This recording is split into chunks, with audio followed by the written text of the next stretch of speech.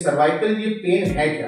Start होता है हल्के गर्दन दर्द से, कॉम्प्लिकेशंस बढ़ते जा रहे हैं कि गर्दन का दर्द है वो या तो डाउन साइड रोटेट हो रहा है या शोल्डर की तरफ रोटेट हो रहा है या फिर अपर साइड में रोटेट हो रहा है। आपकी आईज जो है उस पर प्रेशर आएगा और अगर आपका C4 से डाउन साइड में अगर C6 तक है तो आपका जो इफेक्टिव जो पार्ट होगा वो शोल्डर होगा और आपका हैंड होगा। जैसे आपने जो अपने गर्दन की एक्सरसाइज है उसमें से रोटेट करना है, लेफ्ट राइट घुमाना है, अप डाउन करना है। साइनस की प्रॉब्लम की वजह से भी स्पाइनल प्रॉब्लम, आपके सर्वाइकल रीजन में प्रॉब्लम, इन दोनों को सीधा करके कस के। साथ में एक बहुत इंपॉर्टेंट चीज बता रहा हूँ आपको, सर्वाइकल स्पॉन्डिलाइटिस या फिर बिगड़ा हुआ गर्दन का दर्द। शुरुआत तो इसके हल्के गर्दन के दर्द से होती है, एक हेवीनेस से होती है। फिर जब ये हैंडल नहीं हो पाता है तो हम डॉक्टर के पास जाते हैं और हमें पता लगता है कि ये सर्वाइकल स्पॉन्डिलाइटिस है और एक पॉइंट के बाद इसमें सर्जरी की जरूरत पड़ सकती है। लेकिन इस बीमारी को पहले कैसे डायग्नोस किया जाए और हमारे पास क्या उपाय हैं कि ये बीमारी हमें हो ही ना, या फिर अगर हमें पता लगे कि बीमारी होने वाली है तो हम कोई प्रिकॉशन ले सकें। इसके आयुर्वेदिक उपाय क्या हैं और क्या हमें इसमें सर्जरी करवानी ही पड़ेगी? आइए इन सवालों का जवाब जानते हैं spine specialist doctor Ramhari Meena से। डॉक्टर साहब वेलकम। Thank you. डॉक्टर साहब पहले तो ये बताइए कि ये सर्वाइकल स्पॉन्डिलाइटिस, ये सर्वाइकल ये पेन है क्या? एक्चुअली देखिए, ये स्टार्ट होता है हल्के गर्दन दर्द से और उस गर्दन के दर्द को हम अवॉइड करते जाते हैं कि बेसिक सा दर्द होगा, कोई बात नहीं, ठीक हो जाएगा। गलत पोस्चर बन गया होगा, गलत पोस्चर में सो गए होंगे, गर्दन के ज़्यादा पिल्लो लगाने से हो गया होगा। तो ऐसे अगर दर्द नॉर्मल हो रहा है और एक दो दिन में वो ठीक हो रहा है, मतलब नॉर्मल गर्दन का दर्द है, लेकिन वो रेगुलर बढ़ते ही जा रहा है, कॉम्प्लिकेशंस बढ़ते जा रहे हैं कि गर्दन का दर्द है वो या तो डाउन साइड रोटेट हो रहा है या शोल्डर की तरफ रोटेट हो रहा है या फिर अपर साइड में रोटेट हो रहा है। और जब इन सारी समस्याओं को आप अवॉइड करते जाते हो तो एक समय के बाद ये होता है कि अगर शोल्डर साइड रोटेट हो रहा है और सर्वाइकल नर्व के ऊपर कंप्रेशन आ रहा है तो वो पूरे हाथ की तरफ चला जाता है, नमनेस फील होती है हाथ में और थंब में चला जाता है, किसी को फर्स्ट फिंगर में चला जाता है। अगर वो अपर साइड में रोटेट हो गया तो उसमें आप जैसे ही बेड से खड़े होते हो सिर घूमने लगेगा, चक्कर आने लगेगा, आपकी आंखें दर्द करने लगेंगी और आंखें जलने लगेंगी। साथ ही साथ आप जैसे बैठ भी रहे हो या फिर कहीं आप सिटिंग कर रहे हो तो आपको बहुत ज़्यादा अनकंफर्टनेस फील होती है और अनकंफर्टनेस बढ़ते बढ़ते इतनी हो जाती है कि आपको बैठना भी बड़ा दुर्लभ हो जाता है, क्योंकि वो दर्द जो है वो ऐसे नहीं होने स्टार्ट हो जाता है। तो उस स्थिति में पहुंचने से पहले ही अगर आप इसको ठीक करते हो तो दो फायदे होते हैं जी। एक तो आपका समय बच जाएगा, दूसरा जो आप परेशान हो रहे हो और उस परेशानी की वजह से जो आपका डेली का जो रूटीन है वो डिस्टर्ब हो रहा है वो भी बच जाएगा, जिससे आपके वर्क जो है वो प्रॉपरली सारे चलते रहेंगे। राइट। तो सर पहले तो आपने बताया कि ये दो तरीके से ये पेन रोटेट करता है, मतलब या तो हम ये माने कि ठीक है गलत सो गए होंगे जैसे आपने बोला, दूसरा ये है कि आपने कहा कि ये पेन रोटेट करता है एक हाथ की तरफ और एक सर की तरफ। ये दोनों बताइएगा और ये दोनों ऐसे होते क्यों है, मतलब क्या हम इससे पता लगा सकते हैं कि किस प्रकार की परेशानी हो रही है? एक्चुअली सर्वाइकल रीजन के अपर पार्ट में ये कहूँ कि C1 से और C4 तक अगर आपको प्रॉब्लम हुई है तो वो दर्द अपर साइड में जाता है, सर चकराएगा, सर चकराएगा, आपकी आईज जो है उस पर प्रेशर आएगा और अगर आपका C4 से डाउन साइड में अगर C6 तक है तो आपका जो इफेक्टिव जो पार्ट होगा वो शोल्डर होगा और आपका हैंड होगा। जिस तरफ भी जाएगा, राइट साइड जाएगा तो राइट शोल्डर और राइट हैंड की तरफ जाएगा और उसको आप जैसे शोल्डर पे आपको हेवीनेस फील होती है उसको भी आप अगर अवॉइड करते जा रहे हो तो वो प्रॉब्लम बढ़ते बढ़ते आपके हाथ की तरफ जाती है और वहां नमनेस क्रिएट करेगी। अब कई बार क्या होता है कि ये बहुत बड़ी गलतफहमी का शिकार भी इंसान को बनाता है। जैसे अगर लेफ्ट हैंड साइड में दर्द रोटेट हो गया, लेफ्ट हैंड की तरफ रोटेट हो गया तो ये तो है नहीं कि सारे पेशेंट्स में एक साथ पूरा दर्द जो है पूरे हाथ के अंदर चला जाएगा। जब दर्द धीरे धीरे रोटेट होके और हमारे शोल्डर से डाउन साइड जब जाता है, कोहनी तक जाता है, तो उस कंडीशन में एक भ्रम पैदा होता है कि हार्ट में कंप्रेसर आ रहा है, हार्ट फेलियर की कंडीशन तो नहीं बनी। अच्छा, ये दिल का प्रॉब्लम तो नहीं है? ये जो हमारे लेफ्ट साइड में जो प्रॉब्लम जाता है, दर्द होता है, तो एक वो साइन आता है राइट कि हार्ट में प्रॉब्लम तो नहीं हो रहा है। तो एक तो उस भ्रम से, दूसरा फिर वो जैसे नमनेस बढ़ती जाएगी, नमनेस बढ़ते हुए आगे चली जाती है, तो फर्स्ट फिंगर या फिर थंब के ऊपर, तो ये लगता है कि शायद सर्वाइकल इश्यूज की वजह से ये नमनेस हो रहा है। तो बेसिक सी चीजें अगर इनको हम अवॉइड ना करें और अर्ली स्टेज पे ही इसको ठीक कर लेते हैं तो प्रॉब्लम नहीं बढ़ती है। तो सर देखिए, अक्सर ऐसा होता है, जैसे आपने शुरुआत में भी बहुत सही कहा कि गलत हो गए थे, लगता ही है कि यार गलत हो गए, यार अकड़ गई है गर्दन, अकड़ गई है। किस पॉइंट पे हम ये बोले नहीं भैया ये गर्दन अकड़ने वाली बात नहीं है, ये मामला गड़बड़ हो रहा है, ये किस पॉइंट पे हम ये याद करें? देखिए, जब आपकी प्रॉब्लम स्टार्ट होती है तो अर्ली स्टेज में, स्टार्टिंग फेज में यही लगता है जब गलत पोस्चर में सो गए होंगे। अगर आपका आईटी का जॉब है तो आप लैपटॉप जब यूज कर रहे हो, कंप्यूटर यूज कर रहे हो, तो उसमें आप रेगुलर किसी ऐसे पोस्चर में बैठ गए जो आपके एबनॉर्मलिटी क्रिएट कर रहा था, मतलब नॉर्मल पोस्चर नहीं था। अभी जैसे मेरा आप स्पाइन देखोगे सीधा है, आपका देखोगे घुमा हुआ है, बैठने का। तो ये चीजें जो है बहुत मैटर करती है। अपन को लगता है ठीक है, थोड़ा सा स्पाइन का स्ट्रक्चर थोड़ा सा एबनॉर्मल है तो उससे क्या फर्क पड़ने वाला है, लेकिन फर्क पड़ता है। रीजन है कि आपको आदत लग जाएगी उस चीज के, हैबिचुअल हो जाओगे तो आपकी जो स्पाइन का पोस्चर है वो वही बनेगा जो आपको पिछले महीनों से करते आ रहे हो। अच्छा, जैसे सर्वाइकल का है तो आप जैसे लैपटॉप पे यूज कर रहे हो, सामने की तरफ देख रहे हो, आपने देखिए मैं एक छोटा सा आपको वो बताता हूँ, मैं यूं, मेरी गर्दन यूं है, मैं सामने देख के काम कर रहा हूँ, राइट, और अगर इतना सा किया तो माइंड में ये आता है ना इसमें और इसमें क्या फर्क है, लेकिन यदि आप फील करके देखोगे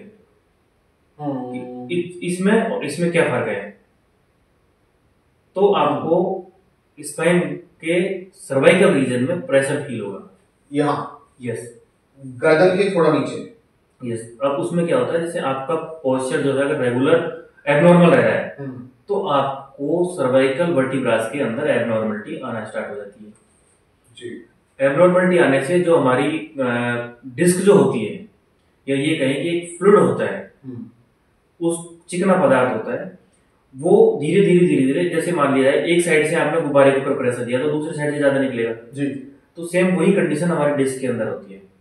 जब भी वो आउटसाइड में निकलती है तो आउटसाइड में निकलते ही ये स्पेस तो है नहीं आसपास कि बहुत ज्यादा खाली स्पेस पड़ा है, तो वो वहां जाके एडजस्ट हो जाएगी। हमारी सर्वाइकल रीजन में जो ये वर्टिब्रास जो है जी, इसके आसपास ये जो आप देख रहे हो ना येलो कलर की, ये सारी नर्व को इंडिकेट करती हैं जी, ये सारी नर्व जो है हमारे वर्टिब्रास के पास से निकलती है जी, राइट। तो जब भी ये जो आपको दिख रहा है ये व्हाइट कलर का बीच में, ये इसे डिस्क बोलते हैं, ये जब भी आउटसाइड में निकलेगा तो किसी ना किसी नर्व को ये दबा देगा जी। अब वो जैसी नर्व दबेगी, वो कौन से रीजन की नर्व है वो आपके इफेक्ट करके आपको सिम्टम क्रिएट कर देगी। ठीक, राइट। तो सर सोचिए कि ये प्रॉब्लम अब समझ में आ गई कि ये हो रहा है, आपने कहा या तो सर घूम रहा है yes, या फिर मेरे हाथ में राइट या फिर लेफ्ट हाथ में मेरे पेन जा रहा है, अब क्या करें? तब उसके लिए आप अगर अर्ली स्टेज में आप करना चाहते हो तो कुछ योगा एक्सरसाइज के बिहाव पे भी आप उसको मैनेज कर सकते हो अर्ली स्टेज में। ओके। लेकिन प्रॉब्लम बढ़ने के बाद फिर आपको प्रॉपर कंसल्ट करना है और उसके बाद प्रॉपर ट्रीटमेंट देना है, जो भी आपका डॉक्टर जो आपको सजेस्ट करता है। जब आप पूरा ट्रीटमेंट ले लोगे तो इजी वे में आपको सर्वाइकल का जो दर्द है उससे पूरी तरह से निजात मिल जाएगा।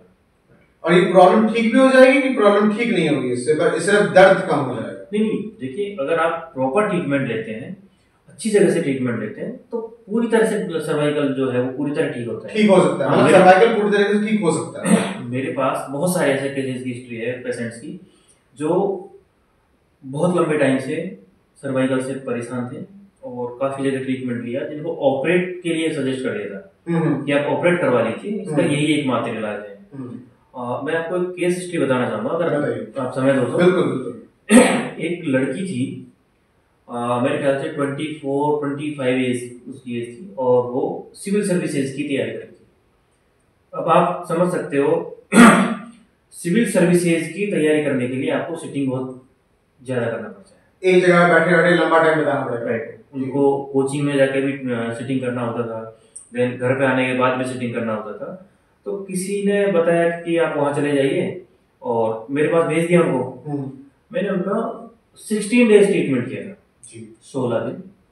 और उस दौरान भी जब उनका हालांकि मैं अवॉइड करवाता हूँ कि आप जो है पूरी तरह से रेस्ट कीजिए, जिससे आपकी बाकी वर्टिब्रास के ऊपर प्रेशर ना आए, क्योंकि हम स्पाइन को पूरी तरह से फ्लेक्सिबल बनाते हैं ट्रीटमेंट के दौरान।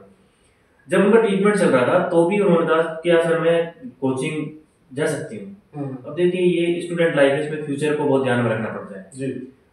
वो एक तरह से मैं ये कह सकता हूँ कि मैंने भी रिस्क लिया था और उनको मैंने ये चीज क्लियर भी कर दिया था कि देखिए इसमें हमारा जो टाइम ऑफ ट्रीटमेंट है वो इंक्रीज हो सकता है, इसलिए हमें सोचना पड़ेगा। बाकी आप कोचिंग आपका छोड़िए मत, क्योंकि सिलेबस आपका कंट्रोल नहीं हो पाएगा।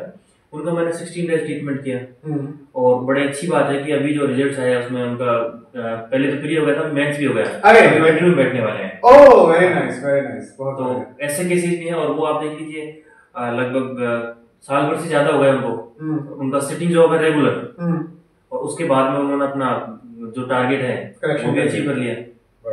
तो सर्वाइकल पूरी तरह ठीक होता है, ऐसा नहीं है कि सर्वाइकल ठीक नहीं होता है, बिना सर्जरी के इजी गोइंग ठीक होता है। चलिए, तो सर शुरुआत वाला बात बताइए। जब आपने बोला था कि शुरुआत में अगर शुरुआती हालत में हमें पता लग गया तो शायद हमें ट्रीटमेंट की भी जरूरत ना पड़े, हम कुछ योगा अभ्यास से इसको मैनेज कर सकते हैं और चीजों को बेहतर कर सकते हैं। तो सर पहला तो बताइए सर कौन से योगा अभ्यास से ये चीज ठीक हो पाएगी? देखिए हमारे गर्दन की फ्लेक्सिबिलिटी बढ़ाने वाले जो भी योगा के जो पोजेस हैं जी, उनको अगर हम अप्लाई करते हैं, साथ में ये ध्यान रखना होगा कि सर्वाइकल होता क्या है। कोई भी बॉडी के अंदर डिजीज क्रिएट हो रही है तो उसमें आयुर्वेद के अकॉर्डिंग वात पित्त कफ का इम्बैलेंस होने से होती है जी। गलत पोस्चर बन रहा है, इसका मतलब आपका जो वात है वो वहां के एडजस्ट हो गया और उसने अपनी जगह बना ली। वात ने स्पाइनल में जगह बना ली। वात जो है वो दर्द को क्रिएट करता है। अच्छा राइट। और जो सर्वाइकल वाला जो पार्ट है वहां पे कफ का स्थान होता है, तो वात और कफ दोनों कॉम्बिनेशन बना के उस दर्द को भयंकर बनाने के लिए आगे बढ़ जाते हैं जी, क्योंकि एक से भला दो जी।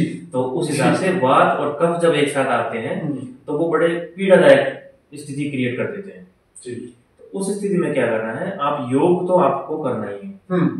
जैसे आपने जो अपने गर्दन की एक्सरसाइज है, जैसे रोटेट करना है, लेफ्ट राइट घुमाना है, अप डाउन करना है, ये हो गया। साथ में शोल्डर एक्सरसाइज, क्योंकि हमको फ्लेक्सिबिलिटी बढ़ाने के लिए आसपास के एरिया को भी हमें लेके चलना पड़ेगा। ठीक है कि अगर उसका प्रभाव जो है वो शोल्डर की तरफ जा रहा है तो वो भी ना बढ़े। ओके। साथ में एक बहुत इंपॉर्टेंट चीज बता रहा हूँ आपको कि जो देसी गाय का घी होता है, देसी गाय का घी, देसी गाय A2 हमारी जो A2 गाय होती है, वो तो मार्केटिंग के फंडे हैं। अच्छा ऐसा है ना, आजकल आप देख रहे हो A2 तो किसी को भी बना दिया जाता है मार्केट में। देखिए मेरी तो यही समझती है कि A2 गाय हमारी देसी गाय है। मैं ये मानता हूँ कि यदि कोई किसान है आसपास आपके आसपास है, या फिर आपके अगर थोड़ा दूर भी है जहाँ आपके कॉन्टेक्ट हैं, या आपके किसी नॉन के थ्रू आप जा सकते हो, किसान से डायरेक्ट आप लीजिए, क्योंकि वहां मिलावट नहीं मिलेगी आपको। अच्छा हाँ ओके। और उस घी को आप जब रात को सोते हो उससे पहले स्टार्टिंग में 2-2 ड्रॉप दोनों नाक के अंदर डालना है आपको। नाक के अंदर डालना? नाक के अंदर डालना है। अच्छा ठीक है, ऑलराइट। उसके बाद में उसको धीरे धीरे आप बढ़ाते जाओ, उसको 3 कर दो, फिर 4 ड्रॉप तक ले जाओ। अच्छा। दोनों नाक के अंदर 4-4 ड्रॉप आप डाल के और सोना स्टार्ट कीजिए। सोते टाइम, सोने के पहले ये करके सोना है। आप देखोगे यदि आपको साइनस की प्रॉब्लम है वो भी ठीक होगी। अच्छा। साइनस की प्रॉब्लम की वजह से भी स्पाइनल प्रॉब्लम, आपके सर्वाइकल रीजन में प्रॉब्लम हो जाती है। ये रिलेटेड प्रॉब्लम है क्योंकि कफ बढ़ रहा है ना। अच्छा हाँ जी हाँ, साइनस प्रॉब्लम इज कफ बढ़ना, कफ बढ़ गया तो भी प्रॉब्लम होगा। दूसरा ये जब आप ये करोगे, हमारे अगर आयुर्वेद की भाषा की बात करूँ तो इसको प्रॉपर एक प्रोसेस होता है, उसमें नस्यकरण बोलते हैं, जो नाक में घी डालने की प्रोसेस है। राइट। लेकिन उसका पूरा प्रोसेस होता है, ये शॉर्ट प्रोसेस है कि आप सोने से पहले डाल दो। उसमें आपका गर्दन का जो दर्द है वो ठीक होगा, स्टिफनेस बढ़ रही है वो ठीक होगा, साथ में आपको आई साइड्स में भी उसका इफेक्ट आएगा। ओके। आपके अगर हेयर फॉल हो रहा है उसमें भी आपका इफेक्ट आएगा। अच्छा। आपके फेस पे अगर ग्लो नहीं है तो उसमें ग्लो भी आएगा। ओके। क्योंकि पूरा ईएनटी को कवर करता है ये प्रोसेस। नाक पे घी डालना। नाक में डालना। डॉक्टर साहब मैंने कहीं पे सुना था, मैं गलत हुआ मेरे को सही कीजिएगा, नाक में घी डालने से कभी कभार स्मेल चली जाती है या फिर स्मेल की करने की शक्ति खत्म हो जाती है अगर ज्यादा ज्यादा कर लिया गया, ऐसा मैंने सुना था, थोड़ा सा बताइए। ये भ्रम है। अच्छा। अगर आप नॉइज के अंदर अगर घी डाल रहे हो तो वो आपको और स्ट्रॉन्ग बनाएगा। अच्छा। मैं आपको पर्सनली मेरा बताता हूँ। कोविड के टाइम पे सारे लोग जो है वो अपना अपना कर रहे थे जी। मेरा रूटीन था, मैं रात को वही अपना जो देसी गाय आती है, भारतीय जो गाय कह सकते हैं, उसका घी नाक के अंदर डालता था। और सुबह जब मैं स्नान आदि से निवृत्त होता था उसके बाद मैं जो सरसों का ऑयल होता है, कच्ची घानी वाला, हाँ, वो मैं हल्का सा नाक के अंदर टिप पे लगा के। हाँ, टिप पे लगाने का भी एक वो होता है, जैसे अभी आपने बताया ना, तो अगर आपने राइट नोज के अंदर ये फिंगर यूज किए, राइट नोज के अंदर राइट हैंड फिंगर यूज, हाँ, तो फिर इस फिंगर को दूसरी नॉइज भी यूज नहीं करना है, फिर अलग दूसरी फिंगर लेनी। ओह, या फिर दो हाथ यूज करूं?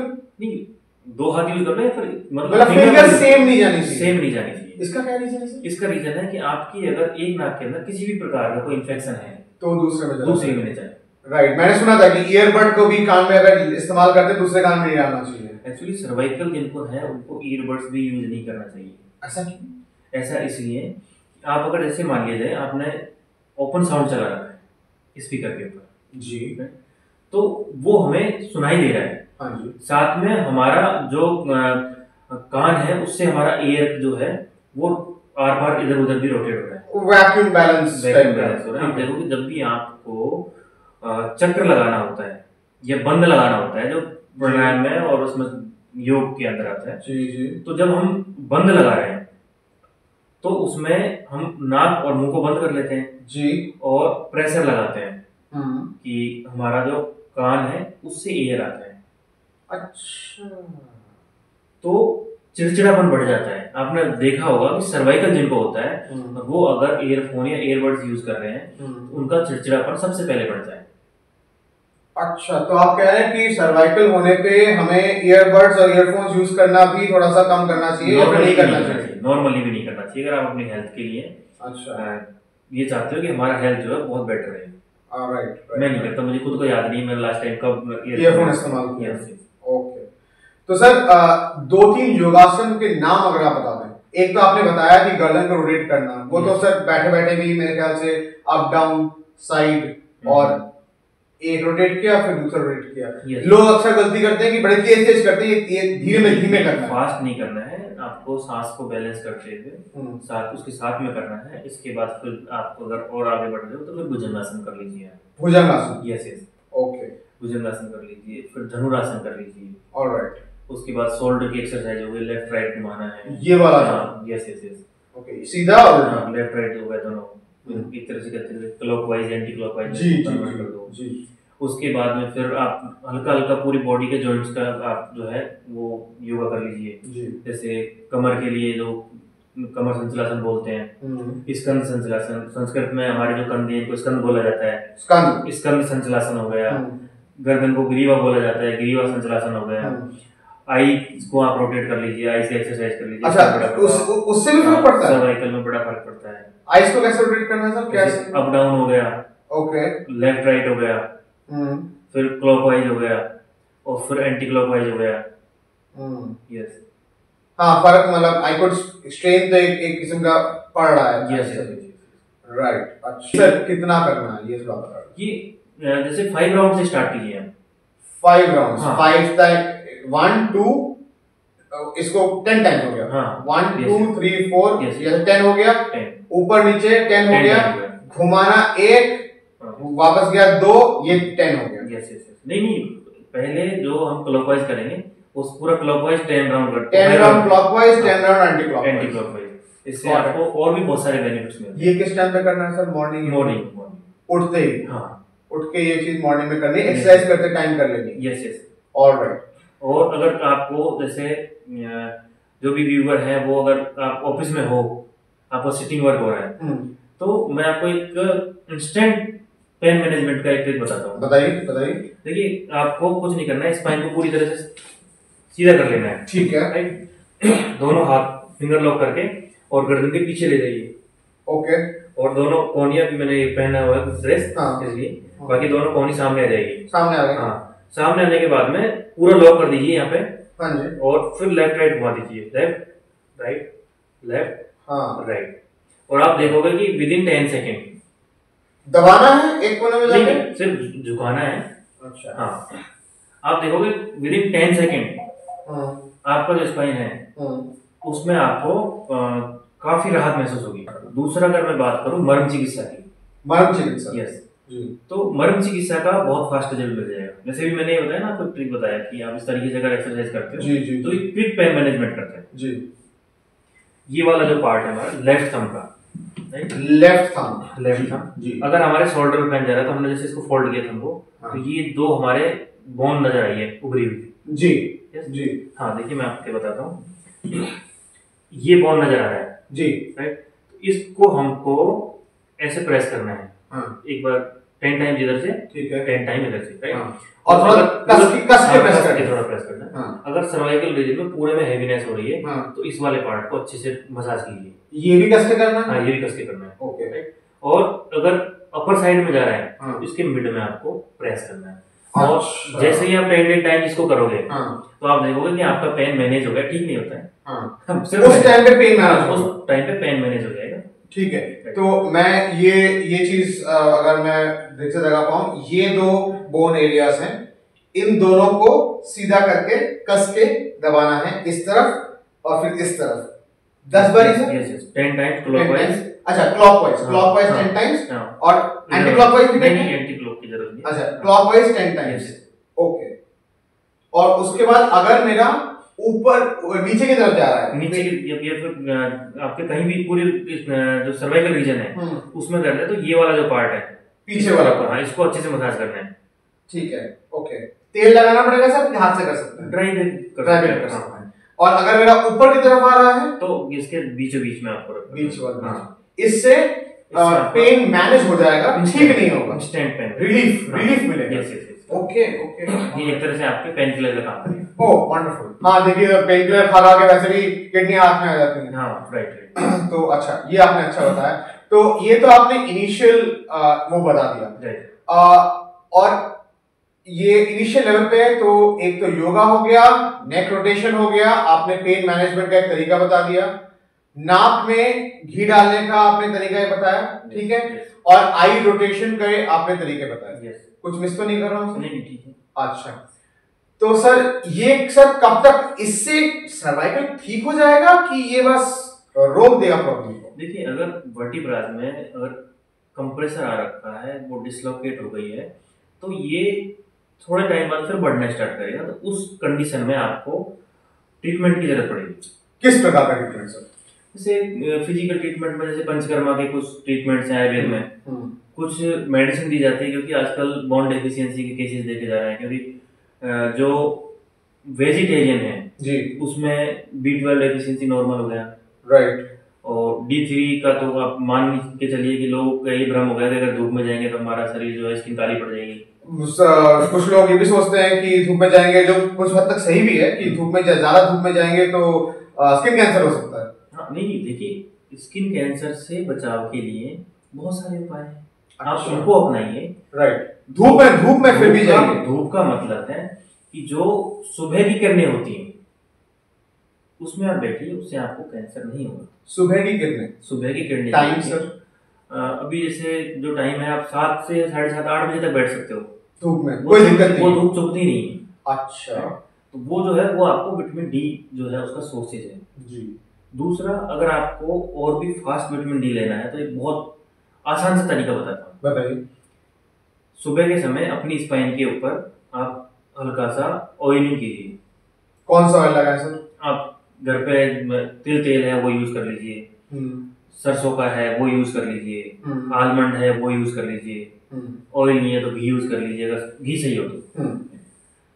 अप्लाई करना है, अप्लाई करके सर लिबरली अप्लाई करना है कि बस एक टिप? नहीं, हल्का सा जेंटली मसाज कर दो।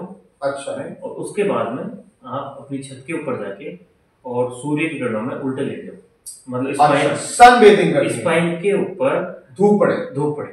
ओके। तो इससे क्या होता है कि हमारा जो बॉडी है हाँ, वो विटामिन डी को ज्यादा जल्दी से कैप्चर कर पाता है। स्टूल पे बैठ के सर धूप की तरफ पीठ करके अगर मैं बैठ जाऊं बालकनी में, बिल्कुल बिल्कुल वो भी चलेगा? बिल्कुल, बहुत बढ़िया तरीके से विटामिन डी का सोर्स सीधा होके? हाँ, सीधा होके। ओके। दूसरा सोर्सेज है कि अगर आप पॉल्यूटेड एरिया में नहीं हो, देखिए यार ये तो थोड़ा मुश्किल है, ज्यादातर लोग शहर में रहते हैं तो पोल्यूशन तो रहता है, पर फिर भी बोलिए। जैसे आजकल बाहर भी ऐसे जगह बनी हुई है, रिजोर्ट वगैरह, कुछ हेल्थ सेंटर बने हुए हैं, वहां अगर आप जा रहे हो तो आप खाना बनने के बाद थोड़ी देर उसको धूप में रखो।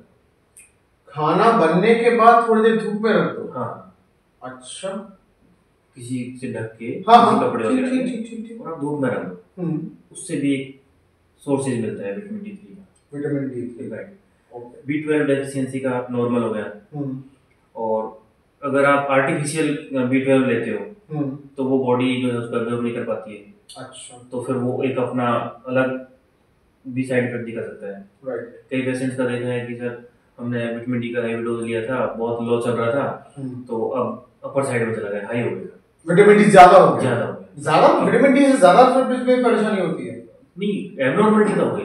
राइट। कि जो क्राइटेरिया फिक्स किया है उससे अपर नहीं जाना है, तो लो भी गलत है और हाई भी। जैसे आयुर्वेद में आपने एक श्लोक सुना होगा, अति सर्वत्र वर्ज्यते जी, अति हर चीज की बुरी होती है। बिल्कुल। तो हर चीज को एक बैलेंस करके चलना होता है। जब तक बैलेंस है, आपकी हेल्थ बैलेंस है, और जैसे ही वो इम्बैलेंस हुई तो आपकी हेल्थ भी इम्बैलेंस होना स्टार्ट हो जाएगी। राइट। जितनी सब्जियां हैं जिनमें B12 के सोर्सेज हैं, 2-3 बता दीजिए सर। उनमें जैसे खीरा आप यूज कर सकते हो, देसी खीरा जो हम खाते हैं। खीरा, ब्रोकली यूज कर सकते हैं, ब्रोकली, हाँ, ओट्स यूज कर सकते हैं, ओट्स। इसके अलावा हम बेरीज की तरफ जा सकते हैं। कौन से बेरीज? बेरीज में जैसे ब्लूबेरीज हो गई, ओके, ब्लैक बेरीज हो गई, डिफरेंट बेरीज जो है, हिमालयन बेरीज हो गई, उसमें विटामिन सी के साथ में B12 भी आपको मिल जाता है। अच्छा। तो लेकिन डिपेंड करता है कि उसमें केमिकल तो नहीं है। सर देखिए, ज्यादातर ये बेरीज तो फिर वैसे कोई शॉपिंग मॉल में जाके पैक्ड में मिल जाएंगी। अब उसमें कितना सही है कितना गलत है केमिकल का सर, वो तो आइडिया रहता नहीं। वही सोर्सेज का है कि आपका सोर्सेज क्या है, कि किस सोर्स के माध्यम से आप ले रहे हो। चलिए ठीक है। तो ये B12 डेफिशिएंसी और D3 अगर डेफिशिएंसी बॉडी में आ गई तो आपको स्टार्टिंग में जैसे B12 हो गया तो उससे आपको हमेशा जैसे नींद आने जैसा रहेगा कि सो जाते हैं, कोई नहीं, अभी थकान ज्यादा हो जाती है, और हमेशा ये रहेगा कि बस बॉडी में वीक हो रखी बॉडी। इस तरीके के जब सिम्टम आते हैं तो हमारी स्पाइन को ही झेलना पड़ता है सर। आपको अगर वीकनेस फील हो रही है तो आप या तो गर्दन को टेढ़ा मेढ़ा करके रहोगे या फिर स्पाइन को टेढ़ा मेढ़ा करके रहोगे। तो उस स्थिति में क्या होता है कि फिर स्पाइन में एब्नॉर्मलिटी बनना स्टार्ट हो जाती है। अच्छा। और सर डी का जो मैंने सुना है, विटामिन डी अगर कम होता है, विटामिन D3 विटामिन डी ही है ना एक तरीके से, तो फिर नींद आना भी, इंसोम्निया की परेशानी आती है? परेशानी स्टार्ट हो जाती है। इंसोम्निया की परेशानी स्टार्ट हो जाती है जब सर्वाइकल की प्रॉब्लम होती है तो नींद तो वैसे ही उड़ जाती है। जी बिल्कुल। तो सर ये तो आपने बता दिया, इनिशियल लेवल के आपने कुछ घरेलू उपाय बताए, आपने कुछ रेमेडीज बताई, रेमेडीज नहीं, कुछ डेफिशिएंसीज बताई जिनकी वजह से ये स्पाइनल प्रॉब्लम हो सकती है। विटामिन B12 की कमी, विटामिन D3 की कमी, और बेसिक ऑयलिंग जो आपने बताया। सर अब उन पेशेंट्स के लिए बताइए जिनको पता लग गया है, वो डॉक्टर को दिखा भी आए हैं, उनको डिक्लेयर हो गया है कि आपको सर्वाइकल स्पॉन्डिलाइटिस है जी। अब सर क्या देखिए, जिनको अर्ली स्टेज है कि आपको एक्सरसाइज करने से ठीक हो जाएगा जी, या फिर आप थोड़ा सा ये प्रिकॉशंस ले लीजिए तो ठीक हो जाएगा, और फिर भी दर्द बढ़ रहा है तो उस कंडीशन में हमने एक कॉम्बिनेशन बनाया है मैंने जी, ये जॉइंट स्टेमिना कैप्सूल का। Joint stamina? यस। इसमें क्या जॉइंट्स की स्टेमिना बढ़ जाती है? जॉइंट की स्टेमिना बढ़ती है। और देखिए, जब भी आपको जो मैंने बताई प्रॉब्लम कि B12 कम होगा, D3 कम होगा जी, तो उस स्थिति में क्या होता है कि हमारा नर्वस सिस्टम भी वीक होता है। जॉइंट स्टेमिना हमारे बोन हेल्थ के साथ में हमारे न्यूरोलॉजिकल जो प्रॉब्लम्स हैं उनको भी रिकवर करके चलता है। Joint stamina? यस। ओके, अच्छा ठीक है। सर ये कितने कैप्सूल लेने हैं सर? ये मैं खोल के देख सकता हूँ? हाँ, खोल लीजिए। ये 60 कैप्सूल्स होते हैं और रोज सुबह शाम एक कैप्सूल लेना होता है, 1 महीने का है। ओके। इसके साथ में आपको अगर कोई सेक्सुअल इश्यूज है उसमें भी ये वर्क करता है। अच्छा, ये जॉइंट्स का सेक्सुअल इश्यू में हेल्प करेगा? जो भी मेडिसिन नर्वस सिस्टम पे वर्क कर रही है, हाँ, तो वो सेक्सुअल पे वर्क करती है। अच्छा, तो ये कैप्सूल है सर? Yes yes. ये सुबह को एक लेनी है, शाम को लेनी है, पानी के साथ लेनी है? देखिए, इसको आप दूध के साथ लोगे तो आपको सेक्सुअल रिलेटेड अगर कोई प्रॉब्लम है तो उसमें भी आपके लिए हेल्पफुल होगा। अच्छा, तो वो कब लेना है सर? खाने से पहले लेना है। शहद के अंदर, दूध के अंदर 1 चम्मच शहद मिक्स कीजिए जी, उससे आप इस कैप्सूल को लीजिए। सुबह को लेना है, खाने ब्रेकफास्ट के पहले? ब्रेकफास्ट के पहले। एक शाम को लेना है, एक शाम को है, रात के खाने के पहले, डिनर से पहले दूध में शहद डाल के ये लेना है। यस। सर इसमें ये किन चीजों से बना है ये, मतलब इसका इंग्रेडिएंट्स क्या है? ये एक्चुअली ना आयुर्वेदिक जो हर्ब्स हैं, जैसे जो भी वात शामक हैं, जो कफ शामक हैं, उस तरीके का कॉम्बिनेशन बनाया है, जिसमें अश्वगंधा हो गया, शिलाजीत हो गया, पटेर हो गया। एक हमने इसमें बहुत रेयर हर्ब्स यूज किए है, शैतान का पंजा, शैतान का पंजा, डेविल किला। अच्छा। हाँ, वो एक्चुअली कैल्शियम रिच होता है। ओके। और जब भी हमारे बोन्स में कोई प्रॉब्लम होती है तो कैल्शियम डेफिशिएंसी भी नॉर्मली आ जाती है, क्योंकि आजकल बहुत सारे यंगस्टर आते हैं जिसे दूध नहीं पिया जाता। हाँ, ये सुना मैंने। अब देखिए, भारतीय संस्कृति में दूध का बड़ा महत्व बताया है। आजकल लोग ये कहते हैं कि दूध नहीं लेना चाहिए, वो एक अलग मैटर है। लेकिन कैल्शियम के लिए आपको कुछ और सोर्सेज ढूंढने पड़ेंगे। इसके लिए हमने इसके अंदर जो प्रवाल होता है, उस प्रवाल का जो भस्म होती है आयुर्वेद में, वो यूज किए। मोती भस्म इसमें यूज की हुई है। इसके अंदर हमने गोंद यूज किया, सिया गोंद जिसे बोलते हैं, और अश्वगंधा हो गया, शिलाजीत हो गया। ऐसे बहुत रेयर कॉम्बिनेशन बना के और हमने यूज किया, और हमने लंबे टाइम के इसके रिसर्च के बाद में इसको इस फॉर्मुलेशन में लेके आए कि ये हर जगह वर्क करे। ये सर आपकी अपनी रिसर्च है? या ये मेरी खुद की रिसर्च है। अच्छा, ये आपका पर्सनल रिसर्च है, ये हमारे शास्त्रों वास्त्रों का बेस नहीं है, ये आपका पर्सनल रिसर्च है? बेस तो शास्त्रों का है। ओके। लेकिन जब भी कोई नया फॉर्मूला बनता है जी, कि आपने किस देखो रेफरेंस तो वहीं से मिलता है जी। बड़ा सारा हमने वही चरक संहिता है, सुश्रुत संहिता है, वाघ भट्ट है, बड़ा सारा वहीं से। तो ये है शास्त्रों के अकॉर्डिंग, वात पित्त कफ को बैलेंस में ध्यान में रखते हुए उस हिसाब से फॉर्मुलेशन बनाया गया है जी। लेकिन ये उस तरीके से वर्क करता है कि चाहे वो वात से रिलेटेड हो, पित्त से रिलेटेड हो, कफ से रिलेटेड हो, तीनों जगह ये वर्क करता है। नर्वस सिस्टम पे वर्क करता है, और सेक्सुअल डिसऑर्डर है, चाहे वो प्रीमेच्योर एजुकेशन हो या फिर ईडी हो, या फिर हमने कई केसेस में देखा है कि स्पर्म मोबिलिटी पे इसका वर्क करता है। ओके। तो ये वो अलग मैटर है, क्योंकि हम सर्वाइकल की बात कर रहे हैं, एक एक्स्ट्रा बेनिफिट बताया है। राइट। तो सर्वाइकल में इसका वर्क ये होता है कि ये वहां जाके नर्वस सिस्टम को रिलैक्स करता है। ओके। जो आपके दर्द जो बार बार रोटेट हो रहा है, आपका मस्कुलर पेन जो बढ़ते जा रहा है, उसको ही रिलैक्स करता है। जब आपकी वर्टिब्रास को पावर मिलना स्टार्ट हो जाता है तो वो भी अपने एक्टिव फॉर्म में आ जाती है, सेल्फ डिफेंस मोड में। राइट। वो सेल्फ रिकवरी स्टार्ट कर देती है। और साथ में मैं आपको सजेस्ट करूंगा, ये हमारा पेन दयाल ऑयल है, डॉक्टर फिंडू वेलनेस का। अच्छा, ओके। Pen Dayal oil. जैसे ही आपको दर्द बढ़ा, आप इसकी 3-4 ड्रॉप लीजिए और जेंटली मसाज कीजिए। लिखा भी है, special uses for cervical, sciatica and slip disc pain. Yes. अच्छा, जैसे ही आप यूज करोगे, जेंटली मसाज कीजिए। जेंटली मसाज करोगे तो वो जो आपका ऑयल है जो आपने लगाया है, वो आपकी स्किन के अंदर चला जाएगा, कोई चिकनाई नहीं रहेगी। खुशबू सर ये नेचुरल है, ये नेचुरल है। इसके जो इंग्रेडिएंट जो हैं, अच्छा, उनका नेचुरल वो है इंग्रेडिएंट, फ्लेवर जो आ रहा है आपको इसमें, वो नेचुरल आ रहा है। जब आप उसको थोड़ा जेंटली मसाज करोगे तो ये स्किन के अंदर चला जाएगा, और जैसे ही ये स्किन के अंदर जाता है तो ये काम स्टार्ट, ये ज्यादा मतलब चिकनाई भी नहीं, ज्यादा नहीं छोड़ रहा। This is nice. ओके। अच्छा, हाँ, ये बहुत काफी तेजी से एब्जॉर्ब कर लेता है। हाँ, ये 3 से 5 मिनट में अपना काम स्टार्ट कर देता है। अच्छा, 3 से 5 मिनट में मेरे को पेन रिलीफ स्टार्ट हो जाएगा। अच्छा सर, ये भी सर रेगुलर यूसेज करना है इसका? हाँ, ये सिर्फ एसओएस के टाइम पे यूज करना? ये रेगुलर यूज कीजिए आप, और स्टार्टिंग फेज में सुबह शाम यूज कीजिए। ओके। राइट। सुबह से आप यूज करने से क्या होगा, आपका मस्कुलर पेन, नर्वस सिस्टम में जो खिंचाव पड़ रहा है, मस्कुलर पेन की वजह से वो रिलैक्स हो जाएगा। जिससे आपकी प्रॉब्लम जो है वो वर्टिब्रास पे ज्यादा कंप्रेसर नहीं आएगा, क्योंकि जैसे ही आपके मस्कुलर पेन बढ़ेगा, स्टिफनेस बढ़ेगी, तो आपके वर्टिब्रास के ऊपर कंप्रेसर आएगा। इसको अगर आप यूज करते हो अर्ली स्टेज में भी, तो ये आपकी वर्टिब्रास पे कंप्रेसर को नहीं आने देगा, और आप अगर एक्सरसाइज भी करते हो स्टार्टिंग में तो आपका काम चल जाएगा। Right right. तो सर ये तो आपने फर्स्ट और मिडिल स्टेज का बता दिया, अब सर फाइनल स्टेज बताइए कि पेन हद से ज्यादा बढ़ चुका है, हैंडल नहीं हो रहा है। मैं एक लेडी को जानता हूं, वो कहती है कि वो आंसू निकल आए थे उनके, बोलते बोलते वो कहती है कि रात को वो सो नहीं पाती है। बिल्कुल। और मतलब वो बहुत ही पेनफुल एक थेरेपी करा रही है कहीं से, और मतलब काफी दयनीय हालत है उनकी। और उनको बोल दिया है कि देखिए, अब वो कोशिश कर रही है थेरेपी के लिए, कहीं से करा रही है, लेकिन उनको बोल दिया गया है कि अब आपको सर्जरी करानी ही पड़ेगी। मामला अति पे आ गया है।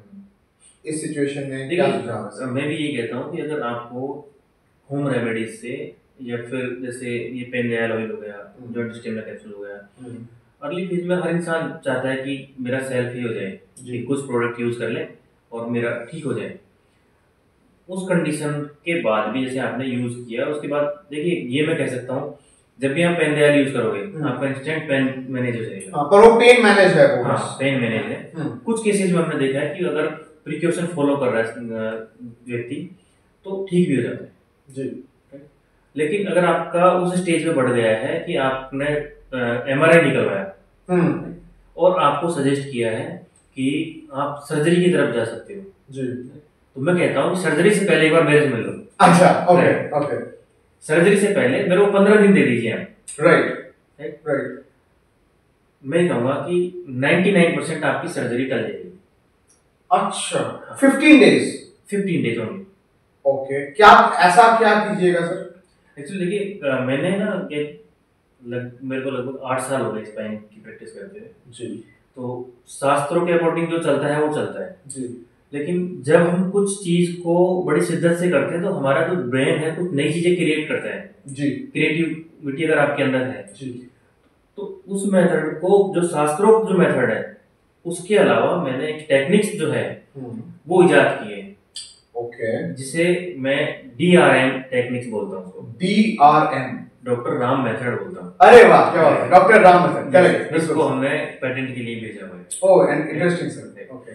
तो इसमें क्या होता है, जैसे कोई भी पेशेंट आया जो दर्द से पहले से बहुत परेशान है जी, तो सबसे पहला जो कारण है वो है कि आपको विदाउट पेन किलर दिए हुए, ओरल पेन किलर दिए हुए उसके पेन को मैनेज करना है। जी जी जी।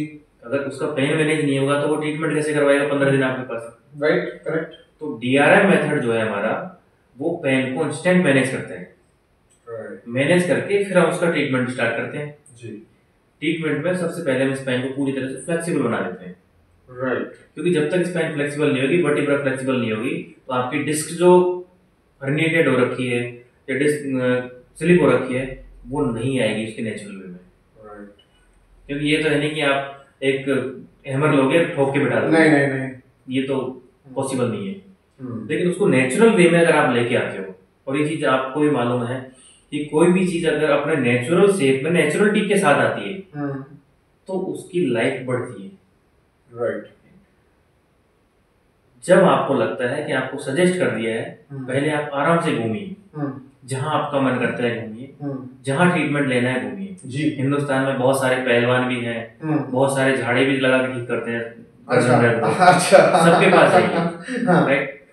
जब आपको डॉक्टर ये सजेस्ट कर देता है सर्जरी के लिए, सर्जरी करवा लीजिए, 15 दिन आप मुझे दे दीजिए और मैं कहता हूँ 15 दिन में आपका ऑपरेट जो है, सर्जरी जो है वो टल जाएगी। ओके। सर, आपके पास आने के लिए कहाँ आना पड़ेगा इनको? देखिए, मेरे से आप अपॉइंटमेंट अगर ऑनलाइन लेते हो तो drfinduwellness.com वेबसाइट पे जाइए और आपको ऑनलाइन अपॉइंटमेंट लेना है। आपको डेट बता दी जाएगी, टाइम बता दिया जाएगा कि इस डेट में इस टाइम आपको आना है। 15 दिन का ये शेड्यूल रहेगा, एवरीडे ट्रीटमेंट होगा? हाँ, वो पहले स्टार्टिंग में जब आएगा तो उनको फिर पूरा बता दिया जाएगा कि आपका ट्रीटमेंट टाइम क्या रहेगा। और हमारे पास में अभी एक रेजिडेंशियल फैसिलिटी भी है, वेलनेस सेंटर बन रहा है। ओके। तो वहाँ पे भी हम स्टे करवाते हैं, जो पूरा एकदम नेचर से कनेक्ट है। ओके। यस। अच्छा, आपने शहर से अलग बनवाया? शहर से अलग बनवाया जहाँ बिल्कुल पॉल्यूशन नहीं है, और आपको जैसे सुबह अगर आप उठते हो तो चिड़ियाओं की चहचहाट सुनने को मिलती है जो सिटी में नहीं मिल पाती। चलिए, बढ़िया बढ़िया बढ़िया। तो उस माहौल में जब आप रहोगे 15 डेज, तो आप पूरी तरह से आपका स्पाइन का जो है वो ठीक हो जाता है। और आप उसमें फिर कुछ ट्रीटमेंट भी कीजिएगा? हाँ, पूरा ट्रीटमेंट चलता है उसमें। अच्छा, 15 days proper full treatment? Right. Okay. उसमें सारा प्रिकॉशन है, फिर आगे की लाइफस्टाइल को आपको कैसे मॉडिफाई करना है जिससे कि आपको कोई प्रॉब्लम आगे फ्यूचर में ना हो। ठीक है, राइट सर, आपने काफी सारी चीजें कवर कर दी। जाते जाते सर, जनरली यंगस्टर्स के लिए जिनकी ये परेशानी अभी आई नहीं, ये परेशानी देखिए थोड़ी एज में ही आती है, यंगस्टर्स के लिए, ताकि उनको ये झेलना ना पड़े जो परेशानियां हम लोग झेल रहे हैं, वो क्या आदतें ऐसी करें, किन चीजों का परहेज करें, किन चीजों को ज्यादा खाएं, ताकि जैसे जैसे उनकी एज बढ़े ये परेशानियां उनको या तो फेस ना करनी पड़े या कम करनी पड़े। देखिए, अभी जो स्मोकिंग का बड़ा कल्चर चल रहा है यंगस्टर्स में। ओके, हाँ जी, हाँ, बढ़ तो गया है। ड्रिंक का हो गया, तो सबसे पहले तो स्मोकिंग को आपको कंट्रोल करना पड़ेगा। अच्छा। क्योंकि वो हमारा न्यूक्लियस पल्पोसस जो है उसको ड्राई करता है। ये क्या चीज है सर? जो डिस्क होती है एक्चुअली न्यूक्लियस पल्पोसस नाम का एक गाढ़ा द्रव होता है, उसी की बनी होती है। ओके। जो हमारी स्पाइन को, जैसे भी मैंने गर्दन को टर्न किया, इसमें उसी का रोल है कि हमारी गर्दन फ्लेक्सिबल है, अप डाउन किया जी जी जी, तो वो उसी न्यूक्लियस पल्पोसस का ही रोल होता है। ठीक है, वो ड्राई करता है अच्छा न्यूक्लियस पल्पोसस को, अगर आप स्मोकिंग कर रहे हो तो। अगर आप बहुत ज्यादा ड्रिंक की हैबिचुअल हो चुके हो तो वो आपके लीवर को डैमेज करेगा, एंजाइम सीक्रेशन नहीं करेगा, डाइजेशन खराब हो जाएगा, उस वजह से आपका कफ जो है वो प्रकोपित हो जाएगा। अच्छा, तो उस स्थिति में हो जाएगा। साथ ही आपने कहा कि अगर जो यंगस्टर्स चाहते हैं कि इन फ्यूचर उनको सर्वाइकल की प्रॉब्लम ना हो जी, तो ऐसी स्थिति में मैंने कोर्स डिजाइन किया हुआ है। ओके। अगर उस कोर्स में आप पार्टिसिपेट करते हो तो उसमें आपको स्टेप बाय स्टेप बताया जाता है कि आप अपनी लाइफस्टाइल किस तरीके से करें, खास तौर पर जो आईटी सेक्टर में वर्क करते हैं। अच्छा, उन लोगों के लिए बहुत ज्यादा हेल्पफुल रहता है, क्योंकि उनका तो रूटीन है कि उनको आज नहीं तो कुछ टाइम बाद में उनको सर्वाइवल इश्यूज हो सकते हैं।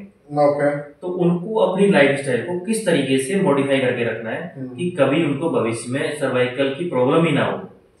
तो उसमें हमने कोर्स के अंदर सारी चीजें डाली हुई है कि आपको अपना पोस्चर कैसे रखना है, अगर पोस्चर आपका बिगड़ गया है और आपको प्रॉब्लम स्टार्ट हो गई है तो उसको कैसे क्योर स्टार्टिंग फेज में करना है। सेल्फ, राइट, आपको दर्द बढ़ रहा है तो ये कैसे डायग्नोस करोगे सेल्फ कि हमारे दर्द किस वर्टिब्रास के अंदर बढ़ रहा है, यही रहे कि सर्वाइकल के किस रीजन में हमारा दर्द जो है वो एबनॉर्मलिटी ले आया है और उस वजह से प्रॉब्लम बढ़ती जा रही है।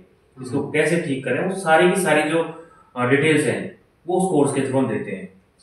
तो इस कोर्स को भी drwellness.com की वेबसाइट पर जाके और आप इसमें पार्टिसिपेट कर सकते हो। ओके, वो बढ़िया है सर। ठीक है सर, आपने काफी इंफॉर्मेशन दी।